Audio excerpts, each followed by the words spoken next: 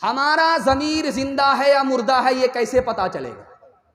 ہماری دعا فلسطین کے حق میں قبول ہوتی ہے کہ نہیں یہ کیسے پتا چلے گا؟ خدا سے ہمارا تعلق ہے یا نہیں ہے یہ کیسے پتا چلے گا؟ ایک ہی کسوٹی ہے دنیا میں، ایک ہی چیز ہے جس کا اللہ سے ڈائریکٹ تعلق ہے، وہ کعبہ بھی نہیں ہے، وہ مسجد اقصیٰ بھی نہیں ہے، ایک ہی چیز ہے اس کا ڈائریکٹ اللہ سے تعلق ہے۔ جیسے اللہ باقی ویسے وہ چیز باقی، باقی ساری دنیا فنا ہے، مخلوق ہے لیکن وہ ختم ہونے والی نہیں ہے۔ جیسے اللہ باقی ویسے وہ باقی، صرف اور صرف قرآن ہے، اس کے علاوہ کچھ نہیں ہے۔ قرآن ہی ہے جو باقی ہے، مخلوق نہیں ہے، اللہ کی صفت ہے۔ جیسے اللہ باقی ویسے قرآن باقی، لیکن اس قرآن کی کسوٹی پر ہم کو یہ معلوم کرنا ہے، ایکس رے کرنا ہے کہ میرا ضمیر زندہ ہے کہ نہیں، خدا سے ہمارا سبحان اللہ وبحمدہ سبحان اللہ العظیم وبحمدہ استغفر اللہ صلی اللہ علی سیدنا محمد صلی اللہ علیہ وسلم اللہم صلی علی سیدنا محمد یا رب صلی علیہ وسلم۔ حالات کے قدموں میں قلندر نہیں گرتا، ٹوٹے جو ستارے تو زمین پر نہیں گرتا، گرتے ہیں بڑے شوق سے سمندر میں دریا، لیکن کسی دریا میں سمندر نہیں گرتا۔ مالک ہے تیرے ساتھ نہ ڈر غم سے تو اے دل، ہمت کرے انسان تو کیا کام ہے مشکل، جیسا جو کرے گا ویسا ہی بھرے گا، دنیا میں ہم آئے ہیں تو جینا ہی پڑے گا، گر گر کے مصیبت میں سنبھلتے ہی رہیں گے، جل جائے مگر آگ پہ چلتے ہی رہیں گے، غم جس نے دیے ہیں وہی غم دور کرے گا، جیون ہے اگر زہر تو پینا ہی پڑے گا۔ بڑا خوبصورت جلسہ، بڑا عظیم پنڈال، بہت خوبصورت یہ سامعین، آپ ہمارے سامنے ہیں، پیشانی چمک رہی ہے، دل خوش ہو گیا۔ دل سے دعا کرتا ہوں اللہ آپ کے مقدر کو چمکائے۔ یہاں سے لے کر کے وہاں تک سننے کے لیے تیار ہیں؟ مختصر سا بیان ہے، ہاتھ اٹھا دیجئے انشاءاللہ۔ مصیبت میں صبر کریں گے، ہاتھ اٹھائیے انشاءاللہ۔ صبر نہیں ہوگا شکایت کریں گے، ہاتھ اٹھائیے انشاءاللہ۔ خیر دیکھیے یہاں آ کر کے آپ پھنسے، آپ کے دماغ کو ٹٹول کر کے میں چند سوال سے اپنے پیغام کو شروع کرنے کے لیے جا رہا ہوں۔ اللہ کا نظام کیسے چلتا ہے؟ چار راستے سے اللہ کا نظام چل رہا ہے۔ وہ چار راستے کیا ہے؟ یہ میرا پہلا سوال ہے۔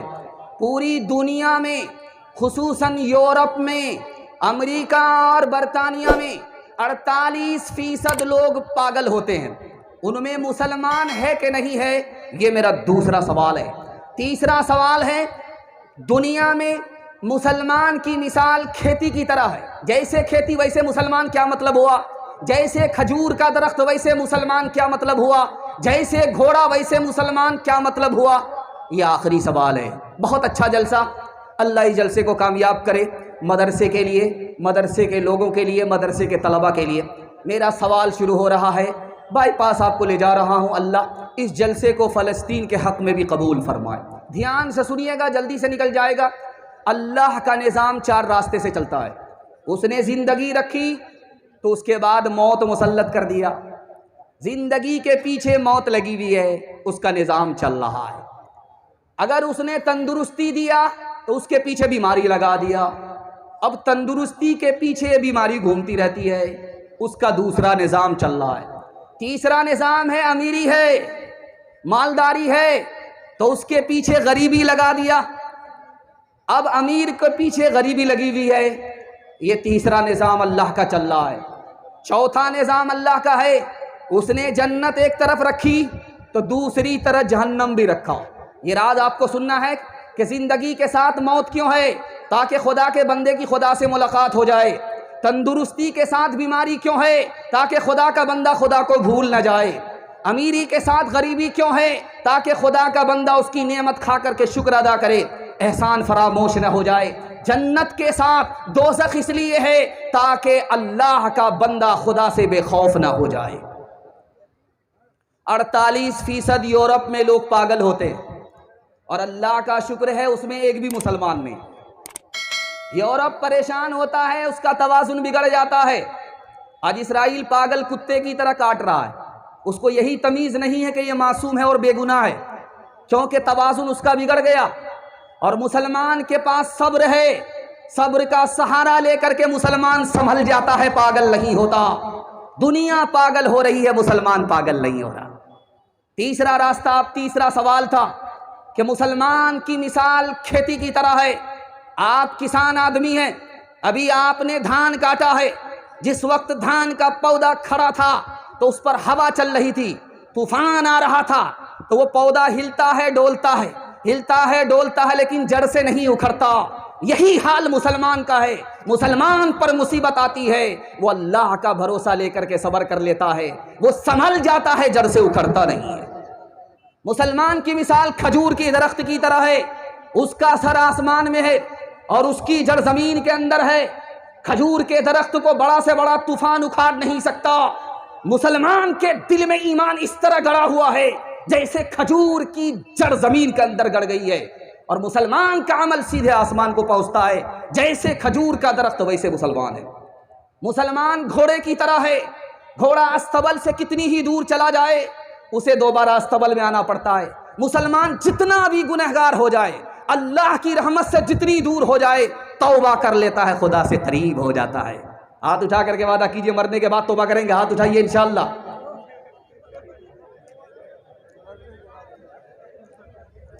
خالق دو جہاں اپنے محبوب کے، امتی کو نہ ایسی سزا دیجئے۔ لٹ گئے مال و جان، جل گیا شیعہ، لٹ گئے مال و جان، جل گیا شیعہ۔ کیا خطا تھی ہماری بتا دیجئے، ہم نے مانا بہت ہی گنہگار ہیں، کچھ بھی ہو آپ ہی کے پرستار ہیں۔ جس نے مارا ہے چن چن کے یا رب ہمیں، جس نے مارا ہے چن چن کے یا رب ہمیں، بزم ہستی سے اس کو مٹا دیجئے۔ شہر کیا گاؤں کیا ملک بھر کی فضا، نار نمرود کی زد میں ہے یا خدا۔ ہم کو ایمان براہیم سا ہو عطا، ہم کو ایمان براہیم سا ہو عطا، اس کو گلزار جنت بنا دیجئے۔ کتنے فرعون نے پھر جنم لے لیے، ایک در ہی نہیں سینکڑوں ہو گئے۔ یا خدا ہر مسلمان ہو موسیٰ صفت، یا خدا ہر مسلمان ہو موسیٰ صفت، سب کے ہاتھوں میں زور عصا دیجئے۔ پہلا پیغام آپ کے نام آ رہا ہے۔ آج بدھ کا دن ہے، کل جمعرات ہے، اس کے بعد آپ کے یہاں جمعہ آنے والا ہے۔ جمعہ کو سامنے رکھیے، فلسطین کے لیے آپ کیا کر سکتے ہیں، یہ پیغام خوبصورت آپ کی خدمت کے نام آ رہا ہے۔ سننے کے لیے تیار ہے؟ جوش کے ساتھ ہاتھ اٹھائیے انشاءاللہ۔ بہت اچھا سننے، گھبرانے کی بات نہیں، 7 گنا معاف ہے آپ کا. آپ سوچ رہے ہیں ہاتھ اٹھاتے ہیں غلطی ہو جاتی، ہم بھی پھسل جاتے اگر آپ کی جگہ بیٹھے ہوتے. گھبرانے کی کوئی بات نہیں، دھیان سے سنیے. جمعہ کا دن عید کا دن ہے. اللہ نے اتوار سے دنیا کو بنانا شروع کیا تھا. جمعہ کے دن مکمل ہو گیا تو جمعہ کا دن عید کا دن ہو گیا. جمعہ کو جمعہ کیوں کہا جاتا ہے؟ آدم کو اور حوا کو اللہ نے جنت سے دنیا میں اتارا، دونوں بکھر گئے. جس دن جمع ہوئے، ایک جگہ جمع ہوئے، وہ جمعہ کا دن تھا. جمعہ کے اذان کے بعد نماز کی تیاری کے علاوہ ہر کام حرام ہے. امام ابو بکر جساس فرماتے ہیں جمعہ میں 2 ہی رکعت آپ پڑھتے ہیں، 4 رکعت نہیں پڑھتے ہیں. ظہر 4 رکعت ہے لیکن جمعہ 2 ہی رکعت ہے. یہ 2 رکعت کہاں گئی؟ تو اس کی جگہ خطبہ نے لے لیا. جب خطبے میں امام کھڑا ہوتا ہے تو آپ اس کو دیکھتے رہتے ہیں. جانتے ہیں اس دیکھنے پر، امام کے خطبے کو سننے پر، دیکھنے پر کیا ملتا ہے؟ اللہ کا دیدار نصیب ہوگا. خاص بات جو مجھے بتانا ہے جمعہ کے حوالے سے، وہ یہ بتانا ہے کہ جمعہ میں وہ دعا قبول ہو جاتی ہے جو ہفتے میں کبھی قبول نہیں ہوتی. وہ میں بتانے کے لیے جا رہا ہوں. مصر فتح نہیں ہو رہا تھا. حضرت عمرو بن العاص رضی اللہ تعالیٰ عنہ نے خط لکھا. حضرت عمر کی خدمت میں خط آیا، حضور پوری طاقت لگا رہے ہیں، مصر فتح نہیں ہو رہا ہے. ایڑی چوٹی کی بازی لگا دی ہے، مصر فتح نہیں ہو رہا ہے. کہ اس کا صاف مطلب ہے کہ تمہارے دل میں دنیا کی محبت آ گئی ہے. جمعہ کے دن کا انتظار کرو. جمعہ کے دن جمعہ کی نماز کے بعد دل سے دنیا کی محبت نکالو اور دل سے اللہ کے لیے دعا کرو، مصر فتح ہو جائے گا. ادھر جمعہ کا دن آیا، دل سے دنیا کی محبت نکالی، دعا کی، مصر فتح ہو گیا. ہاتھ اٹھا کر کے وعدہ کیجئے انشاءاللہ جمعہ میں ناگا نہیں ہوگا. بالکل ہاتھ اٹھائیے انشاءاللہ. 3 بات ہے خاص طور پہ، اس کو دھیان سے سنیے گا. کوئی بڑا سے بڑا طاقتور ہے، کام نکالنے کے لیے وہ دھمکی دیتا، میرا کام نہیں کرو گے تو ایسا کر دیں گے، ویسا کر دیں گے. زور کا استعمال کرتا، اس کا کام بن جاتا ہے. اور اگر کمزور آدمی ہے تو پیسہ دیتا ہے، رشوت دیتا ہے، اس کا کام بن جاتا ہے. زور زر لگایا، اس کا کام بن گیا. لیکن اللہ سے اگر کام نکالنا ہے، اپنے لیے، فلسطین کے لیے دعا کرنی ہے اور وہ دعا قبول ہو جائے تو اللہ کو آپ لالچ نہیں دے سکتے، رشوت نہیں دے سکتے، کیونکہ وہ رشوت لے گا ہی نہیں. آپ کا خزانہ چھوٹا، اس کا خزانہ بڑا. آپ اس کو دھمکی بھی نہیں دے سکتے، وہ بہت پاورفل ہے. ایک ہی بات رہ گئی، نہ زور لگا سکتے، نہ زر دے سکتے. ایک ہی راستہ رہ گیا، خدا کے پاؤں پکڑ لیجئے، گڑ گڑائیے، دعا کیجئے، زاری دکھائیے، عاجزی دکھائیے، اللہ دعا قبول فرمائے گا. انشاءاللہ فلسطین کے حق میں دعا کریں گے، خصوصاً جمعہ کے دن اہتمام سے دعا کریں گے. ہاتھ اٹھائیے انشاءاللہ. انشاءاللہ. چھوڑ کے مسجد جا بیٹھے ہے میں خانوں میں، چھوڑ کے مسجد جا بیٹھے ہے میں خانوں میں.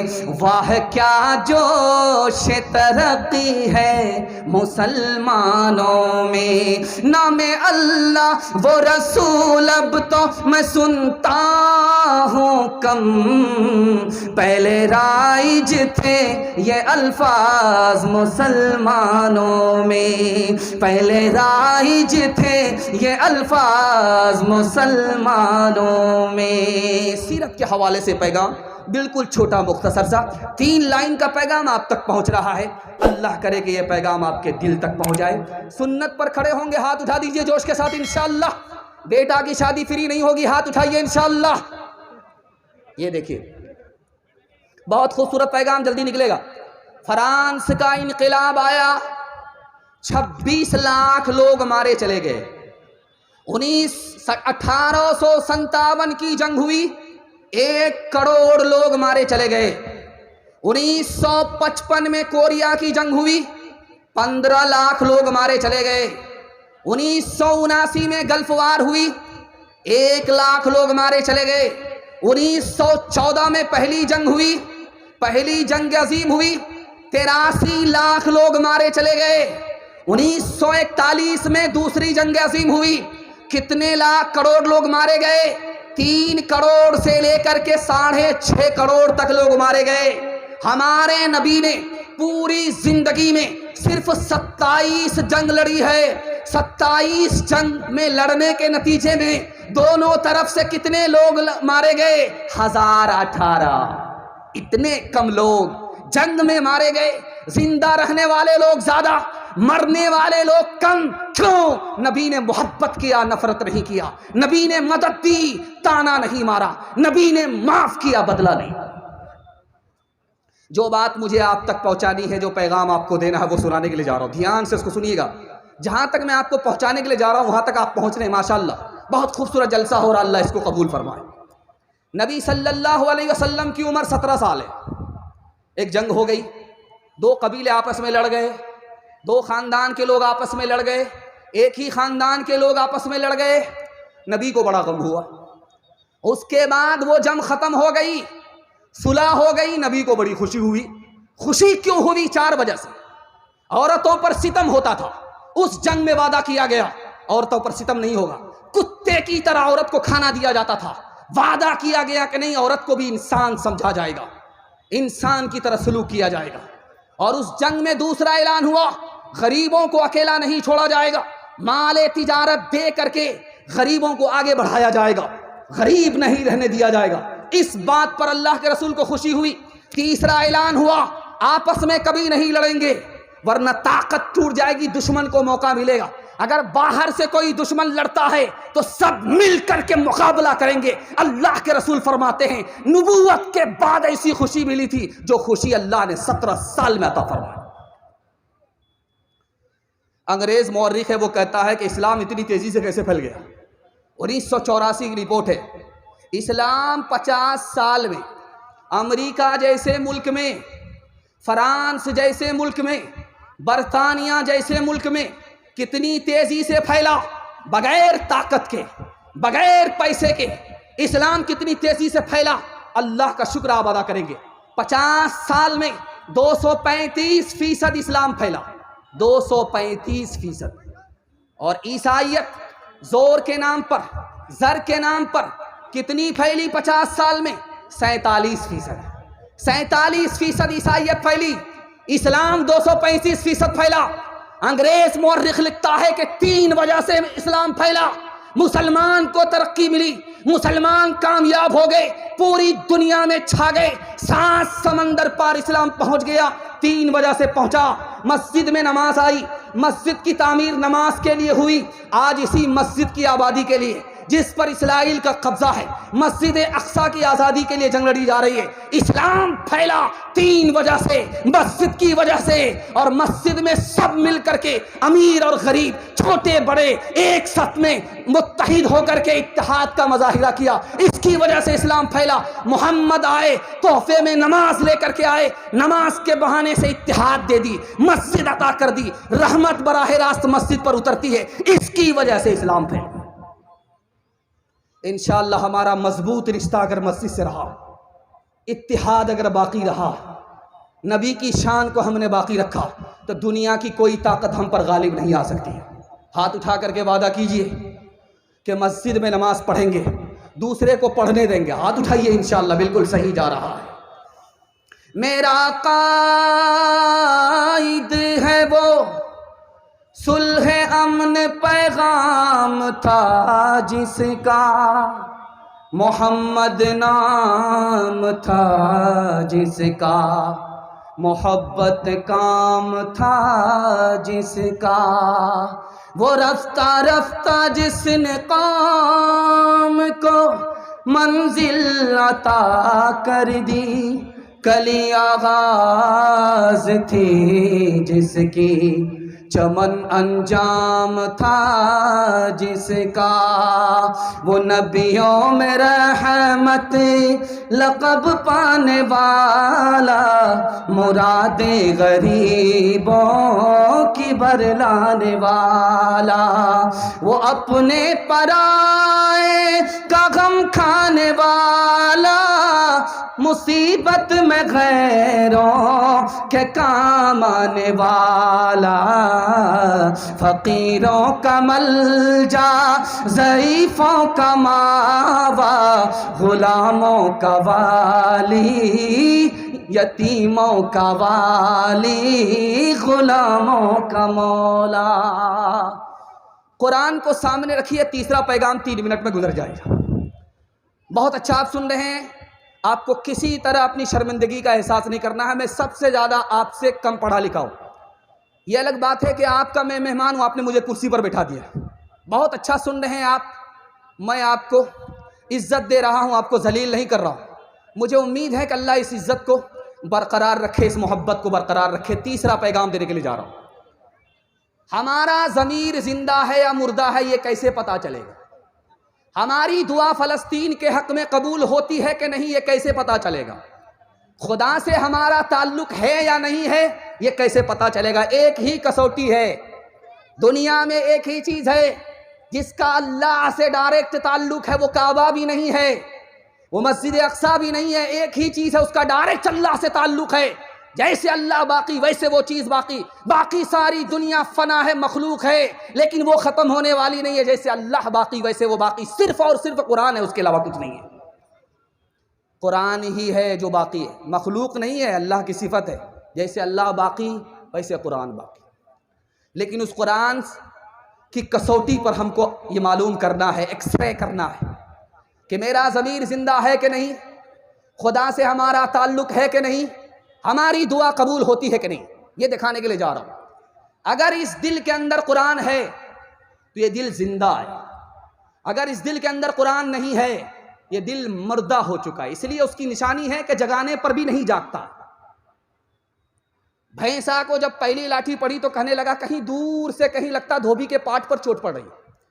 جب اس کو دوسری لاٹھی پڑی تو لگتا ہے کہ ہاں قریب قریب کہیں لاٹھی پڑ رہی ہے۔ جب اس کو تیسری لاٹھی پڑی تو لگتا ہے مجھ کو شک ہوتا ہے کہیں میرے اوپر لاٹھی پڑ رہی ہے۔ یہ نشانی ہے کہ یہ دل مر چکا ہے، یہ نصیحت نہیں پکڑتا ہے۔ اور ایک بات بتانا ہے مجھے، یہاں بھی دعا ہو رہی ہے، حرم میں بھی دعا ہو رہی ہے، دنیا کے کونے کونے میں مظلوم کے لیے دعا ہو رہی ہے۔ یہ دعا قبول ہوتی ہے کہ نہیں، یہ کسوٹی بتانے کے لیے جا رہا ہوں۔ اگر آپ کا قرآن سے تعلق ہے، قرآن پر آپ عمل کرتے ہیں، قرآن آپ پڑھتے ہیں، تو آپ کی دعا قبول ہوگی۔